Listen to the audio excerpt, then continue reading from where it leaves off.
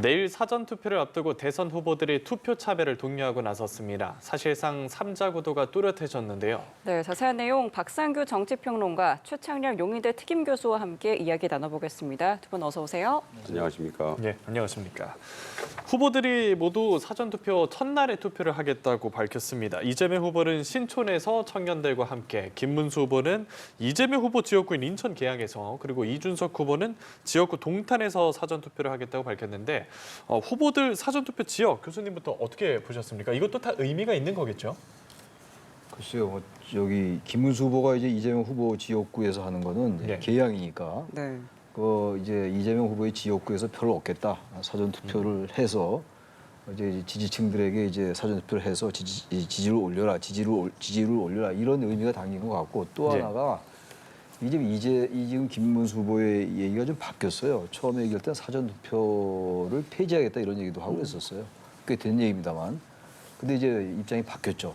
사전 투표를 본인이 참석하겠다 이렇게 얘기한 거는 일각에서 계속 얘기돼 왔던 그 부정선거론, 이 부분을 좀 이제 확실하게 입장을 정리하기 위한 그런 포석도 있다고 생각을 해요. 예. 근데 이러려면 차라리 사전 투표를 독려하는 건 좋은 일이고, 근데 아예 부정선거에 대해서 정면으로 얘기하는 게 좋을 것 같아요. 그동안 이른바 이제 우리가 지칭하는 극우에서 일단 주장했던 그런 부정선거는 없는 거다라고 얘기를 정확하게 하는 게 낫지 않나라는 생각이 들어요. 이게 애둘러서 자꾸 이렇게 표현이 되는 것 같은데, 저는 이건 좋다고 봅니다. 좋은데 사전투표를 안 한다고 했다가, 그리고 사전투표에 대단히 부정적인 입장을 보이다가 이제 사전투표를 본인이 직접 하겠다. 그것도 이제 적진에서 하는 거나 마찬가지 아닙니까? 네. 계양에서 하는 거니까 여러 가지 정치적인 포석이 있는 거란 말이죠. 일단 가장 중요한 건 일단 그 부정선거에 대한 그동안의 여러 가지 세간의 국민의힘에 대한 비판, 이런 것들 부식하기 위한 거라고 보는데, 의도는 좋은데 아예 보다 더 솔직하게 또 전공법으로 하는 게 좋지 않나 생각이 들고, 이재명 후보는 이제 이 신촌이라는 데가 워낙 뭐 학교가 많은 데고 대학이 많고 이런 데고, 젊은이들이 다른 지역에 비해서는 많이 다니는 데 아니니까, 홍대 이런 데나 마찬가지로. 그래서 뭔가 이제 젊은 사람들의 이제 지지를 호소하는 그런 의미를 가지고 있다고 봅니다. 네. 알겠습니다. 어떻게 생각하십니까? 이 지역별 의미에 대해서 말씀 부탁드릴게요. 뭐 최 교수님이 말씀하신 데 공통적인 그 포인트가 있다고 보고요. 예. 김문수 후보가 이제 계양을을 택한 것은 다분히 지금 이 경기와 인천, 경기는 뭐 최대의 지방자치단체 유권자가 가장 많은 곳이고, 인천은 사실상 뭐 국민의힘으로서는 적지로 둘러싸인 곳이다. 두 군데 빼놓고는 다 지금 총선 의원들이 배지가 다 민주당 아니겠습니까? 그래서 그 중에서도 이재명 후보의 지역구인 계양을 누구랑 같이 하느냐? 계양을에서 총선에서 패했지만 끝까지 이재명 후보와 다퉜던 원희룡 전 장관과 또 함께합니다. 그런 의미는, 그러니까 이 모든 정치인의 행위는요 정치적인 거예요. 의도를 다 담고 있다. 아까 말씀하신 대로 동탄 모델을 재현하겠다는 그 공약을 하고 뛰고 있는 이준석 후보는 그 지역구 동탄에서 사전투표 한다잖아요. 그리고 후보들은 본투표보다는 이틀에 걸친 사전투표를 각자의 정치적인 목적으로 지금 독려하고 있습니다.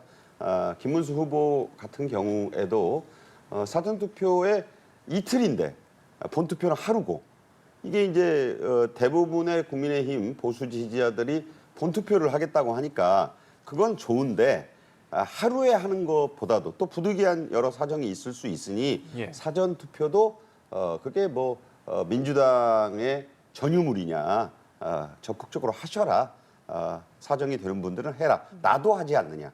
참고로 한덕수 전 총리도 이제 집 가까운 곳에서 김문수 후보를 지지하는 마음을 담아 사전투표할 것이라고 합니다. 사전투표가 민주당만의 전유물이 아니란 점을 보이려는 정치적인 그런 목적도 있는 것이다, 이렇게 봅니다. 네. 자, 후보들 모두 사전투표에 참여해달라고 독려를 했는데요. 먼저 이재명 후보의 목소리 들어보고 대담 이어가겠습니다. 한 분이라도 더 설득해서 투표하게 하시고, 그래서 압도적으로 내란 세력을 심판함으로써 진정한 민주공화국, 진짜 대한민국 6월 4일부터 시작해 봅시다, 여러분. 네, 선거 후반으로 갈수록 한 표가 중요하다는 메시지 강조하고 있는데 이제 뭐 TV 토론회 다 마쳤고 또 여론조사는 깜깜이 기간이고 이제 여론의 흐름을 좀 어떻게 살펴볼 수 있을지 남은 기간 동안 민주당의 승부수 전략은 좀 어떻게 가져가야 될까요? 지금 남은 기간 이래봐야 이제 6일 남았어요. 그렇죠. 6일 글쎄. 남았고 내일 사전 투표인데 내일하고 네. 모레 양일간인데 변수가 별로 없을 것 같아요. 이제 뭐 지난번에 시간이 좀 됐습니다만 변수가 뭐가 있느냐 할 때 이제 단일화 변수. 네. 그다음에 이제 후보들의 이제 말 실수. 근데 어제 드디어 하나 터지긴 터졌어요. 이준석 후보가 저는 그건 말 실수라고 할지 뭐라고 해야 될지 모르겠습니다. 어쨌든 뭐 상당한 그 파장을 일으키고 있는 거예요. 파문을 일으키고 있기 때문에 그런 건데 엿새 동안 또 그런 말이 나오지 말란 법이 없겠습니다만 뭐 굳이 이제 그 민주당의 전략이라고 한다면 지금 현재 글쎄요 아까 뭐 깜깜이라 말씀 주셨는데 여론조사 공표가 금지되는 거죠. 네. 예. 이제 금지됐고 오늘 아침에 나온 여론조사를 보니까 이제 그 이준석 후보하고 김문수 후보 합친 게 이재명 후보보다 약간 낮게 나온 게 하나 있긴 있어요. 그게 이제 어제까지 한 거예요. 그저께하고 어제 한 게 이제 25, 26이라는 거죠 참. 그게 이제 오늘 발표가 됐던데 이제 몰라요 이제 대선까지 모르는 건데 민주당으로서 어쨌든 지금 뭐 앞서 나가는 게 분명히 보이니까 선거 구도 자체가 유리한 구도니까 이 이제 리드한 상황을 이제 굳히기에 들어가겠죠. 그 이재명 후보는 그래서 3표가 부족하다 뭐 이런 얘기를 하는 거 아니겠어요? 뭐 압도적인 승리 이런 얘기를 하는 상황이 아닌 거죠. 압도적인 승리를 얘기하게 되면 이제 이재명 후보를 지지하는 유권자들이 투표에 참여 안 할 수가 있으니까 결국은 이 선거라는 건 투표에 참여해서 직접 이 행동으로 나타내야 되는 거거든요. 예. 아무리 지지해도 투표에 안 가면 소용이 없는 거 아니겠어요? 그런 점에서 이재명 후보는 상당히 이제 낮은 자세를 임하는 게 보이고 김문수 후보는 아무래도 지금 이제 좀 이제 그 추격자 입장이니까 지지자들 입장 결집하는 게 중요하다. 뭐 이런 상황인 거예요. 그래서 또 다시 TK, PK 대구, 경북 그리고 부산, 경남 지역을 가서 지지를 호소한다 이렇게 생각이 됩니다. 네. 선거 후반으로 갈수록 또 민주당과 이재명 후보의 메시지 좀 어떻게 평가하십니까?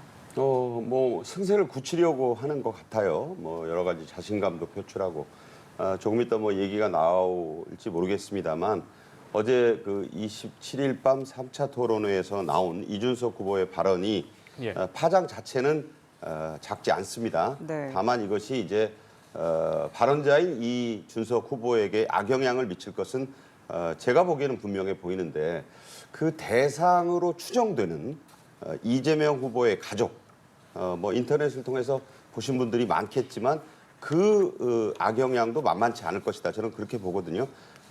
제가 여기서 말씀드리고 싶은 것은 지난 1982년에 미국 캘리포니아 주지사 선거에서 있었던 이른바 브래들리 효과입니다. 그러니까 각종 여론조사와 심지어 투표 당일날의 출구조사까지 앞섰던 브래들리가 투표함을 개함하고 졌어요. 그래서 그때부터 브래들리 효과란 말이 나왔는데 이게 우리나라에서도 있었고 미국에서는 대선에서 2번 있었습니다. 2016년 대선에 1기 트럼프가 힐러리에게 그랬고 그래서 이제 당선이 됐어요. 힐러리가 모든 걸 앞섰는데 졌죠. 그다음에 작년에 트럼프 2기에 당선을 가져왔던 그 대선에서도 해리스 후보가 6, 7시간 전까지 나온 여론조사에서도 7, 80% 이긴다고 했어요. 기억이 나실 거예요. 그런데 결과는 대패였습니다. 자, 이게 우리나라에 꼭 적용되는 건 아닌데 16대 대선에서도 노무현 후보와 이회창 후보가 붙었을 때도 이회창 후보가 모든 그 여론조사를 앞섰어요. 그런데 결과는 단일화 무산에도 불구하고 그 다음 날 투표 결과는 달랐죠. 39만 표를 이기지 않았습니까? 그래서 이 브래들리 효과는 지금 모든 여론조사는 뭐 선거가 다 끝났다 이렇게 보는 분들이 많은데 그렇지 않은 여론조사도 있고 네. 여론조사 자체가 여러 가지 그 문제가 있습니다. 질문지, 조사 방식, 그리고 질문의 유형. 그래서 이 여론조사로 모든 게 끝났다고 보기에는 아직은 좀 빠르다. 저는 그렇게 봅니다. 알겠습니다. 오늘 이재명 후보랑 이준석 후보는 서울에서 유세를 펼쳤는데 김문수 후보는 보수 텃밭 영남을 찾았습니다. 먼저 김문수 후보의 발언 듣고 오겠습니다. 왜 많이 지어서 지금 재판 5개 받는 거 아시죠? 대장동부터 시작해서 법인카드를 왜 해가지고 어제도 TV 보셨죠? 뭐 사과만 뭐 2.6톤인가 5톤인가. 예, 코끼리가 먹어도 그렇게 다 못 먹어요. 네, 김문수 후보가 초반에 찾았던 영남 지역을 다시 찾았는데 이 이유는 어떻게 생각하십니까? 고향이 경북 영천이고 경북 중과 경북 고를 나왔습니다. 그야말로 텃밭 중에 텃밭이라고 생각하고 예. TK의 인구가 원적 기준으로 호남의 한 4배 돼요. 그래서 TK에 좀 더 주력할 수밖에 없다.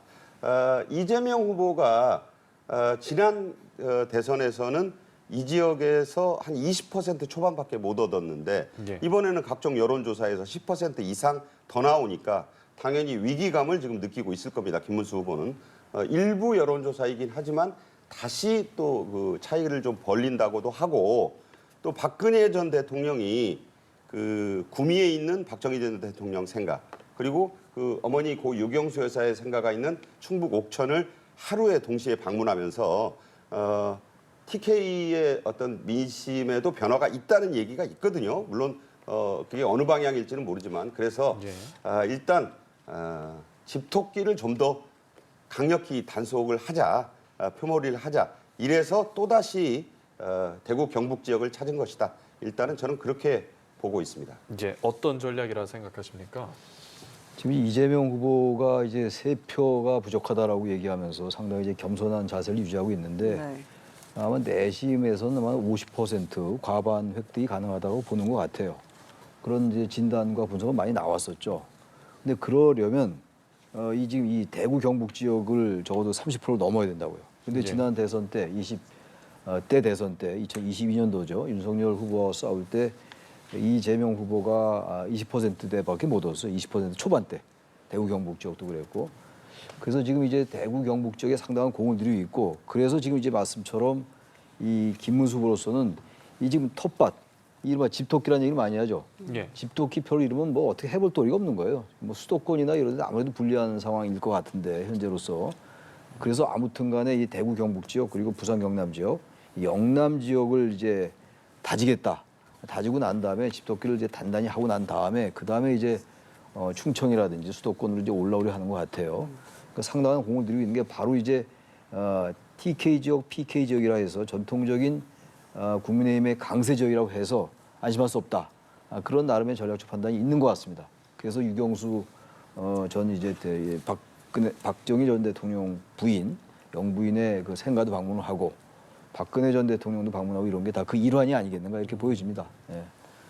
네, 지금 국민의힘도 개혁신당도 사실상 대선 3강 구도를 가져간 전략적 투표를 호소하고 있습니다. 지금 이제 사실상 이루어질지 가능성에 대해서도 여쭙고 싶고요. 우선 개혁신당 이준석 후보는 애초에 단일화를 고려한 적이 없다고 했고 국민의힘 김문수 후보는 단일화에 대해서 원래 조용한 가운데 무엇이 이루어진다라는 말을 남겼습니다. 이게 좀 어떻게 해석을 할까요? 뭐 이제 지금 실시간으로 따져서 2시간도 안 남았잖아요. 네. 오늘 자정 끝나면 단일화는 뭐 한다 하더라도 효과가 거의 없습니다. 그리고 이렇게 안 한다고 한 단일화를 하려면 어제 TV토론 끝나고 뭔가 둘이 만나기라도 했겠죠. 네. 단일화는 없다. 이제 물 건너 갔다라고 보는 게 맞고 3자 구도 얘기는 김용태 국힘 비대위원장도 하지 않았습니까? 어차피 3자 구도로 가는 건데 국힘 쪽 얘기를 좀 들어보면 이게 반드시 이재명 후보에게만 유리하지는 않을 수도 있다. 이게 무슨 얘기냐? 18세에서 29세까지의 특히 남성층을 중심으로 이준석 후보의 지지세가 강한 것이 확인이 되고 있습니다. 네. 그러니까 국힘 쪽에서 하는 얘기는 이른바 이재명 후보의 그 20대 지지율을 저수지에 가두고 왜냐하면 단일화를 한다 해도 그 이탈층이 있다라고 하는 여론조사 결과가 있잖아요. 100% 이게 무슨 어느 한 후보로 가지는 않는다라는 결과가 있지 않았습니까?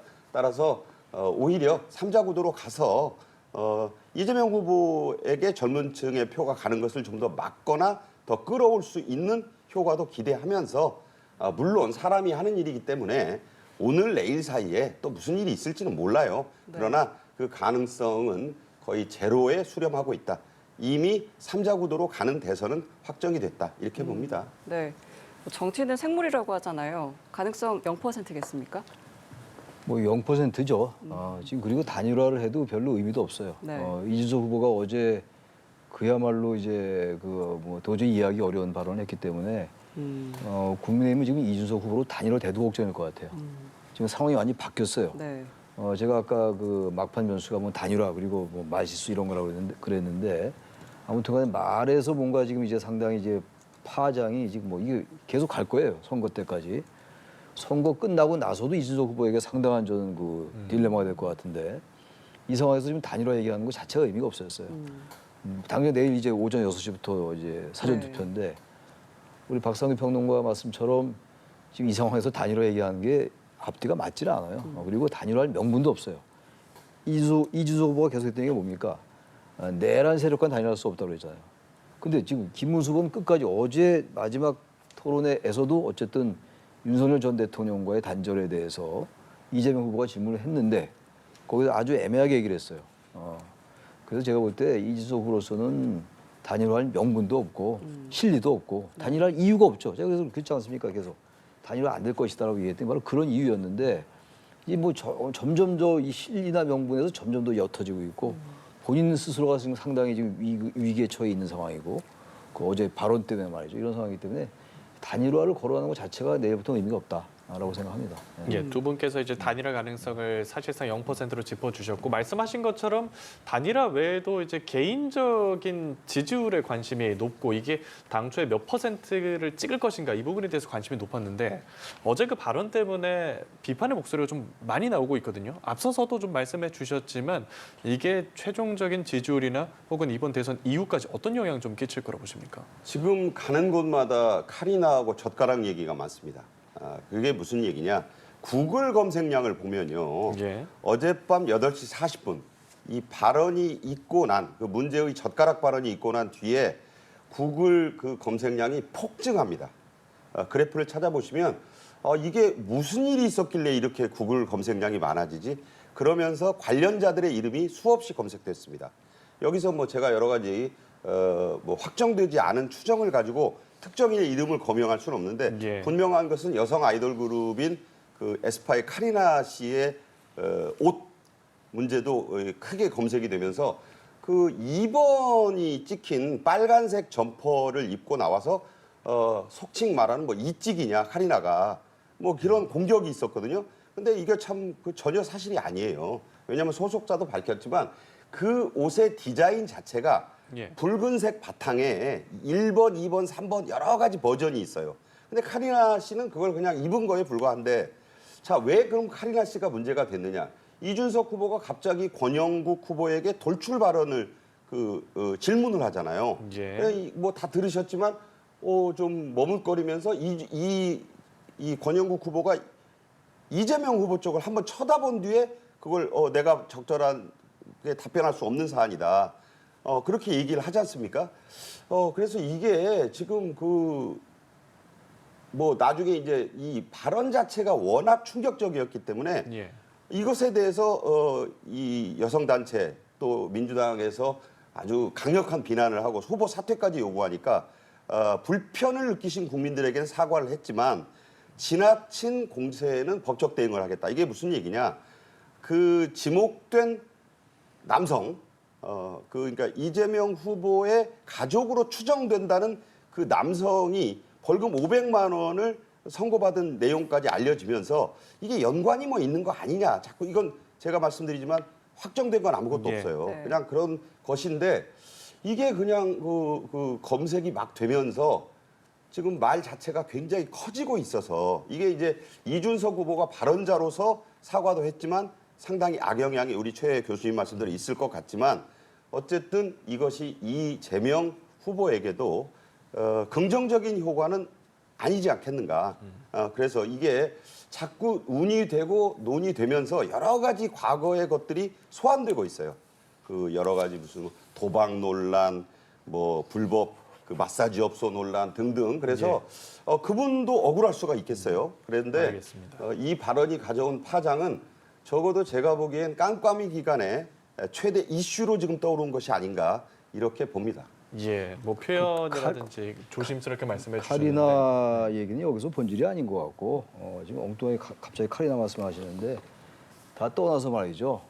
일리가 있는 말씀 많이 하셨어요. 근데 이거 사실 정치인으로서 이준석 후보가 말이죠. 해서는 안 될 얘기를 한 거예요.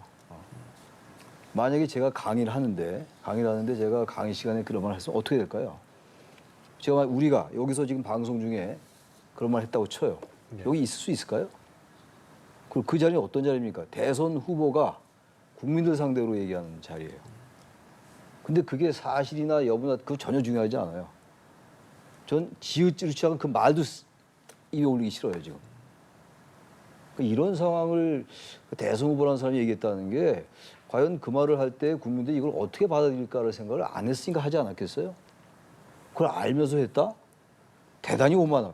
오만한 정도가 아니라 이건 정치인 퇴출에 관련된 문제라고 생각해요. 지금 이제 5정당에서 민주당을 비롯한 기본소득당, 진보당 등이 이제 윤리위에 제소를 했는데 이건 사실 대선에서의 득표 이런 걸 떠나가지고 말이죠. 가장 기본에 관련된 문제예요, 기본에. 이 문제는 단순하게 말실수가 아닌 거죠. 우리가 흔히 하는 망언, 말실수의 차원이 아닌 거예요.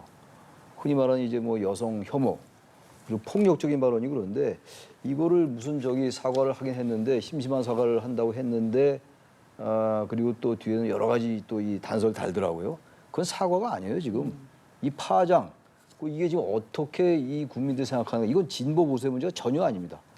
남성, 여성 혐오하는데 이건 남성들도 혐오를 느껴요, 이거는. 제가 어제 그 TV 토론 보면서 깜짝 놀랐어요. 아니 저런 말이 어떻게 나오지 그러고.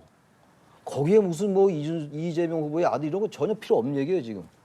이 자체로서 사과 정도가 아니라 좀 후보 사퇴해야 된다고 생각합니다, 저는. 네, 알겠습니다. 내일 또 사전 투표를 앞두고 있는데요. 관련된 또 대선 내용들 박상규 정치평론가, 최창렬 용인대 특임교수와 함께 이야기 나눠봤습니다. 오늘 말씀 고맙습니다. 네, 감사합니다.